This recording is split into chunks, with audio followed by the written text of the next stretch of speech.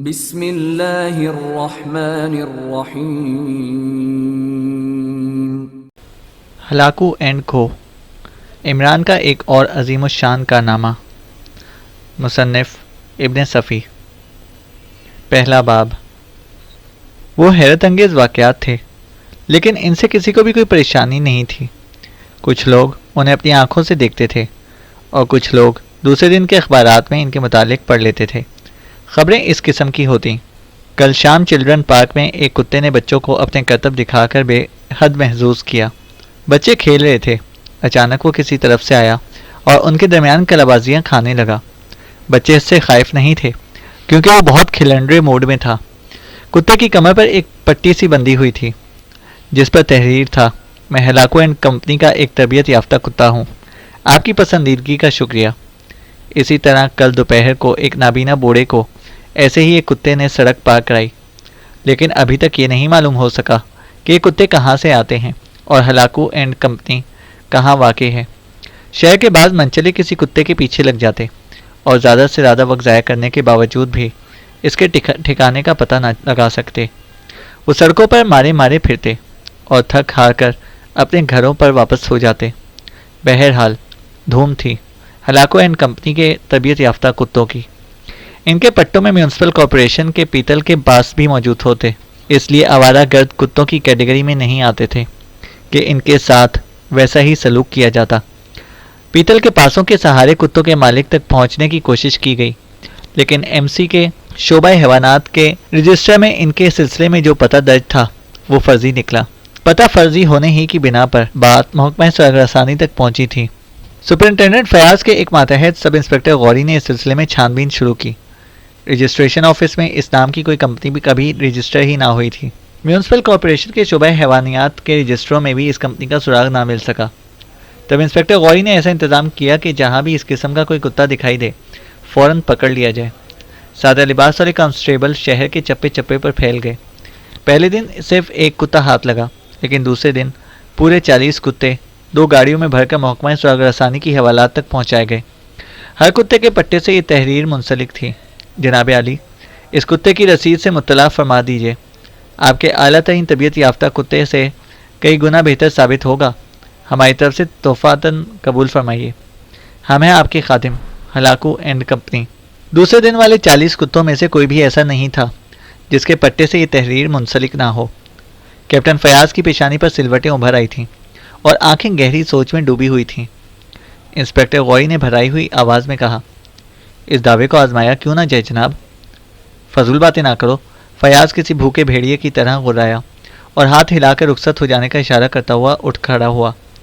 غوری نے خاموشی سے تعمیل کی۔ فیاض کچھ دیر کھڑا رہا، پھر بیٹھ گیا۔ مسئلہ یہ تھا کہ 40 عدد کتے رکھے کہاں جائیں۔ محکمے کی حوالات میں صرف ایک کمرہ خالی تھا اور وہ سب عارضی طور پر وہیں بھر دیے گئے تھے۔ محکمے کے ٹرینڈ کتوں کے ساتھ ان کا رکھا جانا مناسب نہیں تھا۔ بنا کر اس نے گھنٹی بجائی اور اردلی کمرے میں داخل ہوا۔ انسپکٹر غوری کو بلاؤ، فیاض اسے گھورتا ہوا بولا۔ صاحب کا موڈ خراب دیکھ کر ماتحتوں کی سٹی گم ہو جاتی تھی۔ انسپکٹر غوری اتنی جلدی کمرے میں داخل ہوا جیسے اس کا منتظر ہی رہا ہو۔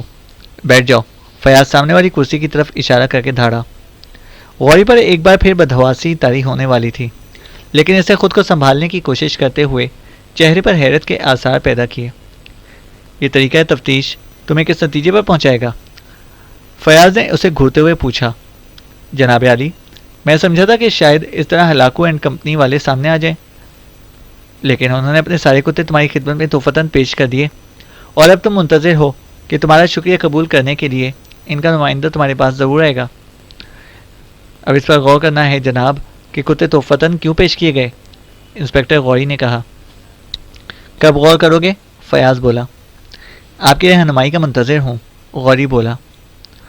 مجھ سے پوچھ کر کتے پکڑوائے تھے، فیاض گرایا۔ میری ناقص عقل میں یہی آیا تھا۔ تم سے حماقت سرزد ہوئی ہے، فیاض بولا۔ بات دراصل یہ ہے کہ جناب، انسپکٹر غوری نے کہنا چاہا۔ خاموش رہو۔ غوری کے چہرے پر بدمزگی کے آثار نظر آئے اور وہ خاموش ہو گیا۔ فیاض نے تھوڑی دیر بعد کہا: ان کتوں کو یہاں نہیں رکھا جا سکتا۔ تو پھر انہیں چھوڑ دیا جائے جناب، غوری نے کہا، تاکہ وہ لوگ تمہاری بے بسی پر کہہ کہے لگا سکیں۔ فیاض خود کو قابو میں رکھنے کی کوشش کرتا ہوا بولا، میری دانست میں تو پھر یہی بہتر ہوگا کہ تم ان کی توقعات پر پورے اترو۔ فیاض نے کہا، میں سمجھا نہیں جناب عالی۔ انسپکٹر غوری بولا، ان کتوں میں سے کسی ایک کو استعمال کرو، لیکن ٹھہرو، خوب یاد آیا، اوہ مجھے سوچنے دو۔ فیاض ہاتھ اٹھا کر بولا۔ اس کے آنکھوں میں چمک سی لہرائی تھی، جیسے کسی نئے خیال نے جھنجھوڑ کر رکھ دیا ہو۔ سنو، وہ تھوڑی دیر بعد آہستہ سے بولا، پچھلے دنوں جمیل اسکوائر والے بینک میں جو ڈاکہ پڑا تھا، اس میں ہمارے ٹرینڈ کتے مجرموں کی تلاش میں ناکام رہے تھے۔ اوہ، شاید وہ رومال جو ٹوٹی ہوئی تجوریوں کے قریب پڑا ملا تھا۔ انسپکٹر غوری نے اپنے چہرے پر فکر مندانہ کیفیت طاری کرتے ہوئے کہا، مجھے تفصیل کا علم نہیں، وہ کیس شاہد کے پاس تھا۔ ہاں، رومال کی بو پر کتوں کو لگایا گیا تھا، لیکن ظاہر ہے کہ وہ کسی جگہ سے گاڑی پر بیٹھ کر فرار ہوئے ہوں گے۔ کتے اس جگہ سے آگے نہیں بڑھ سکتے تھے، لیکن سوال تو یہ ہے کہ کل تمہیں پورے شہر میں ایک ہی کتا کیوں ملا تھا، اور آج پورے 40 عدد کیوں؟ فیاض نے کہا۔ جی ہاں، یہی تو سوال ہے، غوری بولا۔ اس کا جواب کب تک ملے گا؟ فیاض نے پھر اسے تیز نظروں سے گھورا۔ جناب عالی، غوری نے کہنا چاہا۔ فضول بکواس نہیں، فیاض ہاتھ اٹھا کر بولا، پھر خود بھی اٹھ کر ڈھارا۔ جاؤ۔ غوری بوکھلا کر اٹھا اور پھر چپ چاپ چلا گیا۔ فیاض دوبارہ بیٹھ کر ہانپنے لگا، ایسا ہی شدید غصہ تھا اپنے ماتحتوں پر۔ کچھ دیر بعد اس نے پھر فون کی طرف ہاتھ بڑھایا۔ ہیلو، لہجہ اب بھی ٹھیک نہیں تھا۔ ہاں، شاہد کو بھیج دو، فیاض بولا۔ ریسیور کو کیڈل پر پٹک کر وہ سگریٹ سلگانے لگا۔ انسپکٹر شاہد کے آنے میں پورے 3 منٹ لگے۔ فیاض نے ہاتھ ہلا کر اسے بیٹھ جانے کا اشارہ کیا۔ موڈ خراب دیکھ کر شاہد بھی کچھ نروس سا نظر آنے لگا تھا۔ بینک کی ڈکیتی والے کیس میں کیا ہو رہا ہے؟ فیاض نے اس سے نظریں ملائے بغیر پوچھا، لہجہ بھی نرم ہی تھا۔ شاہد نے طویل سانس لی اور بولا، کتے ناکام رہے تھے، لیکن اس گاڑی کا سراغ مل گیا ہے جو انہوں نے فرار ہونے میں استعمال کی تھی۔ رواج کے مطابق وہ بھی مسروقہ رہی ہوگی؟ فیاض نے طنزیہ لہجے میں پوچھا۔ یقین کے ساتھ نہیں کہا جا سکتا، کیونکہ اس نمبر کی گاڑی سے متعلق کوئی رپورٹ کہیں بھی درج نہیں کرائی گئی۔ البتہ جس نام پر وہ ٹیکسیشن آفس میں رجسٹر ہے، اس نام کا کوئی آدمی درج کرائے ہوئے پتے پر نہیں مل سکا، شاہد بولا۔ خوب، اچھا پھر؟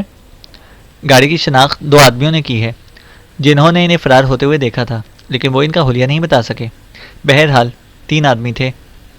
فی الحال انہیں جہنم میں جھونکو، میں یہ کیس کسی اور کو دے دوں گا۔ تمہیں ہلاکو اینڈ کو کے کتوں کے بارے میں علم ہوگا، فیاض بولا۔ جی ہاں، 41 کتے۔ غوری کا گدھا پن، اس سے کتے پکڑوانے شروع کر دیے ہیں، حالانکہ 24 گھنٹے ان کی نگرانی ہونی چاہیے تھی۔ ابھی تک کوئی ایسی شہادت نہیں مل سکی جس کی بنا پر یہ باور کیا جا سکے کہ کسی نے 10-11 بجے رات کے بعد بھی ان کتوں کا تعاقب کیا ہو، فیاض بولا۔ حالانکہ یہ ضروری تھا، غوری صاحب کو کم از کم، شاہد نے کہنا چاہا۔ فیاض نے شاہد کی بات کاٹتے ہوئے کہا، اب تم اسے دیکھو گے، ڈکیتی والا فائل مجھے واپس کر دو۔ بہت بہتر جناب، شاہد نے کہا۔ ان کتوں کو لے جاؤ، فیاض بولا۔ میں ہر کتے کے پیچھے 1 آدمی لگاؤں گا، خواہ 10 دن تک تعاقب کرنا پڑے، شاہد نے سر ہلا کر کہا۔ میں غوری کو فون کر رہا ہوں، وہ تمہیں تفصیل بتائے گا، فیاض نے ایسے انداز میں کہا جیسے وہ اس گفتگو کا اختتام کر رہا ہو۔ شاہد اٹھ گیا۔ 1 گھنٹے کے اندر اندر سارے کتے ایک ایک کر کے شہر کے مختلف مقامات پر چھوڑ دیے گئے، اور ہر کتے کے پیچھے 1 آدمی تھا۔ آج سلیمان نے مونگ کی کھچڑی پکائی تھی۔ جوزف کھانے بیٹھا تو آپے سے باہر ہو گیا، ایسا لگ رہا تھا جیسے سلیمان کو پھاڑ کھائے گا۔ کیوں، کیا ہو گیا؟ سلیمان نے پوچھا۔ نہیں کھائے گا، جوزف میز پر ہاتھ مار کر بولا، مونگ کا دال۔ ابے زبان سنبھال، صاحب کی نقل کرے گا، سلیمان نے کہا۔ سالہ، اس سے ہمارا پیٹ پھول جاتا ہے، جوزف بولا۔ پہلے کیوں نہیں پھولتا تھا؟ ہم نہیں جانتا، جوزف نے کہا۔ بینگن کا بھرتا کھائے گا، سلیمان بولا۔ یہ کیا ہوتا، جوزف نے کہا۔ تمہاری شکل کا ہوتا، سلیمان بولا۔ کھانا دے، الو کا پٹھا، جوزف جھلا کر چیخا۔ عمران خوابگاہ میں تھا، جوزف کی آواز پر باہر نکل آیا۔ اتنا سناٹا کیوں ہے؟ اس نے ان دونوں سے پوچھا، جو ایک دوسرے کو پھاڑ کھانے والے انداز میں گھورے جا رہے تھے۔ یہ نوابزادے مونگ کی کھچڑی نہیں کھائیں گے، سلیمان نے تلخ لہجے میں کہا۔ تو اس میں سوگ بنانے کی کیا بات ہے؟ ذرا گل گپاڑا مچاؤ تاکہ معلوم ہو کہ اس فلیٹ میں بھی آدمی رہتے ہیں، اور تو اور شب تاریخ کے بچے مونگ کی کھچڑی ہرگز نہیں کھائے گا۔ چل میرے ساتھ۔ اوکے باس، جوزف دانت نکال کر اٹھ کھڑا ہوا۔ عمران باہر جانے کے لیے پہلے ہی سے تیار تھا۔ دونوں سڑک پر آئے۔ عمران کے پاس ان دنوں سرخ رنگ کی ایک اسپورٹس کار تھی۔ آج کل وہ ہر ماہ گاڑی بدل رہا تھا۔ کبھی کوئی نیا ماڈل دیکھا جاتا اور کبھی کوئی سڑی بس پرانی سی کار۔ اس نے جوزف کو اپنے برابر بیٹھنے کا اشارہ کرتے ہوئے انجن اسٹارٹ کیا۔ میں بہت بھوکا ہوں باس، جوزف نے کہا۔ لہٰذا کتنی دیر میں مر سکے گا؟ عمران نے سر ہلا کر پوچھا اور گاڑی تیزی سے آگے بڑھ گئی۔ جوزف منہ پھلا کر کھڑکی سے باہر دیکھنے لگا۔ عمران نے تھوڑی دیر بعد کہا، کالے کتے کے بائیں پیر میں اگر جونک چمٹ جائے تو تمہاری زبان میں اسے کیا کہیں گے؟ عمران نے کہا، باس میں بھوکا ہوں، کالے کتے اور جونک کی بات نہ کرو، میں کچھ نہیں جانتا۔ جوزف نے کہا، ہارا کاری، خدا مجھے غارت کرے اگر میرے کان بہرے نہ ہو جائیں۔ باس تم اتنے ظالم کیوں ہو گئے ہو؟ جوزف بولا۔ میں پوچھا تھا کہ اس کتے کو کیا کہیں گے، عمران نے کہا۔ تم مجھ سے زیادہ جانتے ہو، جوزف بولا۔ تصدیق کرنا چاہتا تھا کہ میں نے غلط نام تو نہیں لیا، عمران نے کہا۔ ٹھیک نام لیا ہے، لیکن ایسے حالات میں جب میں بھوکا ہوں، جوزف نے کہا۔ کیا یہ بھی کسی قسم کی نحوست کی علامت ہے؟ عمران نے کہا۔ قحط کی علامت ہے باس۔ 1946 میں تم پیرس میں تھے، عمران نے کہا۔ ہاں میں وہیں تھا باس، کیا زمانہ تھا، ایک ہیوی ویٹ باکسر کی حیثیت سے میں نے وہاں کتنا نام کمایا تھا، جوزف نے کہا۔ اور اس زمانے میں 6 اژدہے تیرا خون بھی نہیں چوستے تھے۔ 6 اژدہے؟ جوزف نے متحیرانہ پلکیں جھپکائیں۔ ہاں، جو میرے سینے پر مونگ ڈلتے ہوئے تیرے حلق میں اتر جاتے ہیں، عمران بولا۔ اوہ 6 بوتلیں، جوزف نے دانت نکال دیے اور پھر ٹھنڈی سانس لے کر بولا۔ ہاں باس، میں اس زمانے میں تفریحاً بھی نہیں پیتا تھا، جوزف بولا۔ اگر تو اس زمانے میں ہوش میں رہا ہوگا تو مجھے یقین ہے کہ تو نے ہارا کاری کا ذکر ضرور سنا ہوگا، عمران نے کہا۔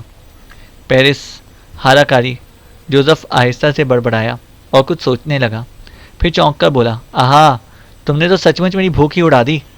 دیکھا تو نے، عمران چہکا، یہی وقت ہے پیٹ بھرنے کا، تو کھاتا جائے گا اور تیری یادداشت تازہ ہوتی جائے گی۔ کار کی رفتار کم ہوئی اور اسے فٹ پاتھ سے لگا کر روک دیا گیا۔ کچھ دیر بعد وہ دونوں پکسیز کے ایک میز کے گرد نظر آئے۔ جوزف لنچ کر رہا تھا اور عمران ہونکوں سے انداز میں چاروں طرف دیکھتا ہوا ٹانگیں ہلائے جا رہا تھا۔ ایسا لگتا تھا جیسے پہلی بار کوئی دیہاتی کسی اچھے ہوٹل میں داخل ہوا ہو۔ جوزف خاموشی سے کھاتا رہا۔ لنچ کے اختتام پر عمران نے کہا، مونگ کی دال کی قیمت 10 روپے فی من بڑھ گئی ہے۔ ہم پیرس کی بات کر رہے تھے باس، جوزف اسے غور سے دیکھتا ہوا بولا۔ خیر پیرس ہی صحیح، عمران نے ٹھنڈی سانس لی۔ ہارا کاری، مجھے یاد آیا، وہ کالوں کو بدنام کرنے کی ایک ناپاک سازش تھی، جوزف نے کہا۔ ہارا کاری؟ عمران بولا۔ ہاں باس، وہ کالوں کے لیے قحط کی علامت ہے، ورنہ سفید فام لوگ کیا جانے کہ جونک اور کالے کتے کا کیا مطلب ہوتا ہے۔ پیرس میں ایسے کئی کالے کتے دیکھے گئے تھے جن پر ہارا کاری لکھا ہوا تھا، اور جس گھر میں بھی کوئی ایسا کتا داخل ہوا وہاں کوئی نہ کوئی مر ضرور گیا تھا۔ جوزف خاموش ہو کر کچھ سوچنے لگا۔ اس کا سر جھکا ہوا تھا اور آنکھیں بند تھیں۔ کچھ دیر بعد اسے سر اٹھایا اور اس کا منہ حیرت سے کھلا کا کھلا رہ گیا۔ وہ عمران کی پشت پر دیکھ رہا تھا۔ عمران تیزی سے مڑا۔ اوہ ہیلو فیاض، وہ بکھلائے ہوئے انداز میں اٹھ کر فیاض سے بغلگیر ہو جانے کی کوشش کرتا ہوا بولا۔ فیاض نے خاموشی سے پیچھے ہٹ کر مسافے کے لیے ہاتھ بڑھا دیا تھا۔ ٹھیک ہے، عمران نے مسافہ کرتے ہوئے کہا۔ بہت اچھے موقع پر آئے پیارے دوست، میرا پرس دوسرے کوٹ کی جیب میں گھر پر ہی رہ گیا ہے، عمران نے کہا۔ فیاض سے گھرتا ہوا تیسری کرسی پر بیٹھ گیا اور جوزف اٹھتا ہوا بولا، کیا میں باہر ٹھہروں باس؟ ہاں ٹھیک ہے، جاؤ، فیاض نے ہاتھ ہلا کر کہا اور عمران نے مسکرا کر جوزف کو آنکھ ماری۔ وہ چپ چاپ باہر چلا گیا۔ تم ابھی اس سے کیا گفتگو کر رہے تھے؟ فیاض نے عمران کو سرد لہجے میں مخاطب کیا۔ کیوں بتاؤں، تم سارے شہر میں کہتے پھرو گے، عمران شرما کر بولا۔ کیا تم کبھی آدمیت کی جامع میں نہیں ہوتے؟ فیاض بولا۔ سوتے وقت، شاعری سے سلیپنگ سوٹ کہتے ہیں انگریزی میں، عمران بولا۔ میں بہت پریشان ہوں، فیاض اس کی اوٹ پٹانگ نظر انداز کرتا ہوا بولا۔ کیا 11ویں خوشی میں ہونے والی ہے گھر میں؟ عمران نے پرمسرت لہجے میں پوچھا۔ میں کہتا ہوں کہ بکواس بند کرو۔ میں سمجھ گیا، عمران سر ہلا کر بولا، لیکن ہلاکو اینڈ کمپنی کا مینیجنگ پارٹنر میں نہیں ہوں۔ تو تمہیں علم ہے؟ فیاض نے طویل سانس لی۔ سارے شہر کو علم ہے سپر فیاض، آخر تم مجھے ہی کیوں آنکھیں دکھلاتے ہو؟ حالانکہ اگر آنکھیں دکھلانے والا شیر پڑھ دوں تو تم مجھے شوٹ کر دو گے، عمران نے کہا۔ لیکن سارے شہر کو اس کا علم نہیں کہ 41 کتوں کے ساتھ میرے 41 آدمی 3 دن سے غائب ہیں، فیاض نے کہا۔ انسپکٹر شاہد سمیت 41 آدمی؟ یہ اطلاع میرے لیے بالکل نہیں ہے، میں تو وہیں سے باقی آئندہ کر دیا تھا جب تم نے کتے پکڑوانے شروع کیے تھے، عمران نے کہا۔ اس کے بعد شاہد نے ہر کتے کے پیچھے ایک آدمی لگا دیا تھا۔ اس وقت تک کوئی ایسی رپورٹ نہیں ملی تھی جس کے مطابق ان کتوں کا تعاقب کسی نے 1 بجے شب کے بعد کیا ہو، فیاض بولا۔ اور وہ سب 3 دن سے غائب ہیں، عمران نے کہا۔ ہاں، فیاض بولا۔ اب تم 2 آدمیوں کے پیچھے کتے لگا دو، کیا یاد کریں گے؟ عمران نے کہا۔ میں ناحق آیا تمہارے پاس، فیاض نے اٹھتے ہوئے کہا۔ بیٹھو بیٹھو، وہ 41 کتوں کا تعاقب کر رہے ہوں گے اور تم میرا تعاقب کرتے پھر رہے ہو۔ اب یہ سمجھ میں نہیں آتا کہ ہم میں سے کتا کون ہے، عمران نے کہا۔ فیاض اسے گھورتا ہوا دوبارہ بیٹھ گیا۔ کیا پیو گے؟ عمران نے بڑے پیار سے پوچھا۔ تمہارا خون۔ بیوی کی صحبت میں زبان بھی بیگماتی ہوتی جا رہی ہے، اپنی خبر لو پیارے فیاض۔ تم جوزف سے کتوں کے بارے میں پوچھ رہے تھے، فیاض نے کہا۔ وہ بھی تو کم نہیں ہے۔ خیر ہاں، تم پوچھو کیا پوچھنا چاہتے ہو، عمران بولا۔ تم ہلاکو اینڈ کمپنی کے بارے میں کیا جانتے ہو، فیاض نے کہا۔ بغداد پر حملہ کیا تھا اس ناہنجار نے اور تہس نہس کر کے رکھ دیا تھا، اور اب کتے پال رہا ہے شاید۔ ویسے فیاض صاحب، ان 41 آدمیوں کو صبر کر لو، عمران نے کہا۔ کیوں؟ ہلاکو اینڈ کمپنی ہارا کاری کا نیا روپ معلوم ہوتا ہے۔ یہ کیا بلا ہے، فیاض نے کہا۔ ہارا کاری، عمران نے طویل سانس لے کر کہا۔ افریقہ کے بعض حصوں میں قحط کی علامت کو کہتے ہیں، ایک ایسا سیاہ کتا جس کی بائیں ٹانگ میں ہارا کاری لکھ کر باندھ دیا تھا۔ اس سے اس معاملے کا کیا تعلق، فیاض بولا۔ خاموشی سے سنو، ان سیاہ کتوں پر ہارا کاری تحریر ہوتا تھا۔ جس گھر میں اس قسم کا کوئی کتا داخل ہوتا، وہاں سے کوئی نہ کوئی قدرتی یا غیر قدرتی موت ضرور مرتا تھا، عمران نے کہا۔ اوہو، کب کی بات ہے، فیاض نے پوچھا۔ 1946۔ بہرحال مقامی آدمیوں نے جھلا کر کالوں کی بستی پر حملہ کر دیا۔ اس طرح 300 کالے مارے گئے۔ مقامی لوگوں کا خیال تھا کہ کوئی افریقی جادوگر انہیں خوفزدہ کرنے کی کوشش کر رہا ہے، عمران نے کہا۔ اصل واقعے کی طرف جلدی سے آ جاؤ، فیاض نے گھڑی پر نظر ڈالتے ہوئے مضطربانہ لہجے میں کہا۔ اصل واقعہ؟ عمران نے حیرت سے پلکیں جھپکائیں۔ ہاں، کیا وہ حقیقتاً کوئی افریقی جادوگر تھا، فیاض نے پوچھا۔ فیاض، کیا تم مجھے افریقی جادوگر سمجھتے ہو، عمران نے کہا۔ پھر الجھنے لگے، فیاض نے آنکھیں دکھائیں۔ چائے پیو اور گھر جاؤ، میرے پاس طلسمی آئینہ نہیں ہے کہ میں تمہیں دھڑا دھڑ احوال جہاں سے آگاہ کرتا رہوں۔ میں تو یہ بتا رہا تھا کہ ایک بار پیرس میں بھی کتوں کی تفریقہ بن گیا تھا اور سفیدوں نے 300 کالے مار دیے تھے، عمران نے کہا۔ بہرحال تم میرے لیے کچھ نہیں کر سکتے، فیاض اسے گھورتا ہوا بولا۔ میں نے یہ تو نہیں کہا، عمران نے شرارت آمیز مسکراہٹ کے ساتھ کہا۔ لیکن اگر یہ سر سلطان کے محکمے کا کیس بن گیا تو پھر تم مجھے گولی تک مار دینے پر نظر آؤ گے۔ مجھے اس سے قطعاً کوئی سروکار نہ ہوگا، مجھے صرف اپنے 41 آدمیوں کی فکر ہے، فیاض بولا۔ 42واں مجھے شمار کرو، عمران نے کہا۔ فیاض خاموش ہو گیا، لیکن عمران کو ٹٹولنے والی نظروں سے دیکھتا جا رہا تھا۔ پھر کچھ سوچتا ہوا یک بیک اٹھا اور خاموشی سے باہر چلا گیا۔ عمران کے ہونٹوں پر معنی خیز مسکراہٹ دکھائی دی اور پھر وہ احمقانہ سے انداز میں صدر دروازے کو گھورنے لگا۔ اتنے میں جوزف دکھائی دیا۔ اس کے ہاتھ میں ایک کاغذ کا ٹکڑا تھا جسے اس نے اس طرح پکڑ رکھا تھا جیسے گرفٹ ڈھیلی پڑنے پر ہاتھ سے نکل جائے گا۔ قریب پہنچ کر اس نے اسے عمران کی طرف بڑھا دیا۔ کسی نے شاید جلدی میں 2 سطریں پینسل سے گھسیٹ دی تھیں۔ یقیناً تم 42ویں آدمی ہوگے، اگر اس چکر میں پڑے کوئی کتا تمہیں بھی لے جائے گا۔ یہ کس نے دیا تمہیں؟ عمران اٹھتا ہوا بولا۔ باہر کھڑا ہے باس، کہتا ہے کہ 2 دن سے بھوکا ہوں، جوزف نے مغموم لہجے میں کہا۔ عمران سر پکڑ کر بیٹھ گیا۔ کیوں، کیا ہوا باس؟ جو کچھ دینا ہے دے دو، میں اسے دے آؤں؟ اسے یہیں بلا لاؤ، عمران نے نرم لہجے میں کہا اور سر کھجانے لگا۔ جوزف بڑی تیزی سے مڑا اور عمران نے ویٹر کو اشارے سے بلا کر بل طلب کیا۔ جوزف 2 منٹ سے پہلے واپس نہ آ سکا۔ اس کے چہرے پر ہوائیاں سی اڑ رہی تھیں۔ کیا اسے ہوٹل انٹر کانٹیننٹل کی فرمائش کی ہے؟ عمران نے بوکھلا کر پوچھا۔ نہیں باس، وہ تو غائب ہو گیا، جوزف نے کہا۔ بیٹھ جا، پر کٹے کوے، کیا کہا تھا اس نے؟ عمران نے کہا۔ میرے سامنے اس نے کچھ لکھا تھا اور مجھے دے کر کہا تھا کہ تمہارے باس اکثر مجھے خیرات دیتے رہتے ہیں، جوزف نے کہا۔ حلیہ کیا تھا؟ عمران نے پوچھا۔ حلیہ؟ پتہ نہیں باس، بس وہ غریب آدمی تھا، میلے کچیلے لباس میں، انگریزی بڑی روانی سے بول سکتا تھا۔ اسی پر تو مجھے افسوس ہوا تھا باس، میں نے یہاں دیکھا ہے کہ انگریزی بولنے والے سفید پوش اور اچھی حیثیت کے لوگ ہوتے ہیں، جوزف نے کہا۔ لیکن یہ تحریر تو اردو میں ہے، عمران نے کہا۔ یہ تم لوگوں کا اپنا معاملہ ہے باس، میں کیا کہہ سکتا ہوں، کچھ لوگ تو ایک ہی وقت میں اردو اور انگریزی دونوں بولتے ہیں، جوزف نے کہا۔ یہ عمران کچھ کہتے کہتے رک گیا۔ کاغذ کا ٹکڑا بڑی احتیاط سے طے کر کے نوٹ بک میں رکھتے ہوئے اس نے چاروں طرف نظر دوڑائی اور پلیٹ میں بل کی قیمت رکھ کر اٹھ گیا۔ دونوں باہر نکلے۔ وہ اچھی طرح سمجھتا تھا کہ اسے پرچہ بھجوانے والا حقیقتاً کیپٹن فیاض کا تعاقب کرتا ہوا یہاں تک نہ صرف آیا ہوگا بلکہ اس سے دونوں کی گفتگو بھی سنی ہوگی، ورنہ وہ 42ویں آدمی کا حوالہ کیوں کر دے سکتا تھا۔